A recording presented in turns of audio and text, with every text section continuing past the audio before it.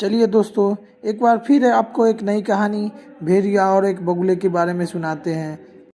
किसी समय की बात है, एक बड़ा भूरा भेड़िया अपनी गुफा के सामने बैठा हुआ था। वह भोजन कर रहा था, जो एक स्वादिष्ट मांस का बड़ा टुकड़ा था। भेड़िया सचमुच बड़ा भूखा था। वह इतनी जल्दी जल्दी निगल रहा था कि एक हड्डी उसके गले में अटक गई और वहीं उसका दम घुटने लगा। भेड़िया के गले से घर घर की आवाज निकलने लगी। हड्डी उसके गले में अटक गई थी। बेचारा भेड़िया चिल्लाने लगा, बचाओ बचाओ, परंतु उसके गले से ठीक से शब्द भी नहीं निकल रहे थे। उसी जंगल के पास में एक मादा बगुला अपना भोजन बड़ी खुशी से कर रही थी। उसने भेड़िए की आवाज सुनी तो वह बड़ा सतर्क हो गई। उसने अपने आप से कहा, यह कैसी आवाज है। जब आवाज बंद नहीं हुई तो उसने सोचा कि वह स्वयं जाकर उसे देखेंगे कि मामला क्या है। मादा बगुला आवाज आने की दिशा में चली और भेड़िए के सामने आई।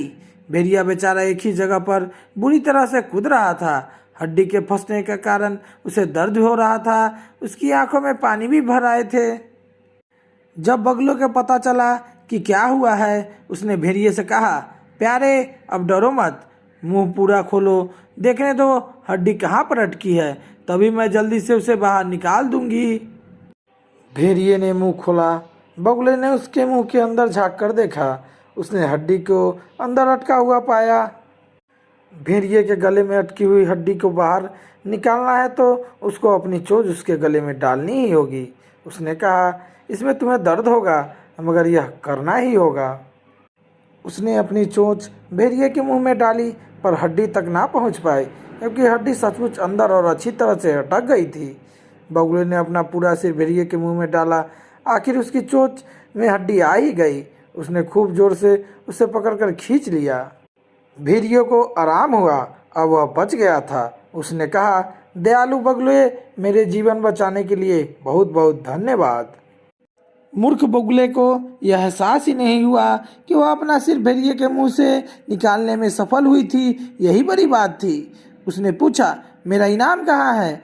भेड़िया क्रोध से चिल्ला उठा, तुमने एक भेड़िए के मुंह में अपना सिर डाला और उसमें से जीवित बाहर आई हो, यही इनाम है। बगुला जंगल में भाग गया। सोचने लगा, जान बची तो लाखों पाए। उसे बोध हुआ कि लोभ और कृतज्ञ कभी साथ नहीं चलती। वह सोचती रही, मुझे भगवान का आभार मानना चाहिए कि मैं भागकर बच गई हूँ। इनाम के बारे में सोचना बेकार है। दोस्तों, अगर आपको ये कहानी अच्छी लगी हो तो चैनल को सब्सक्राइब करें, वीडियो को लाइक करें, कमेंट करें और अपने दोस्तों के साथ शेयर करें।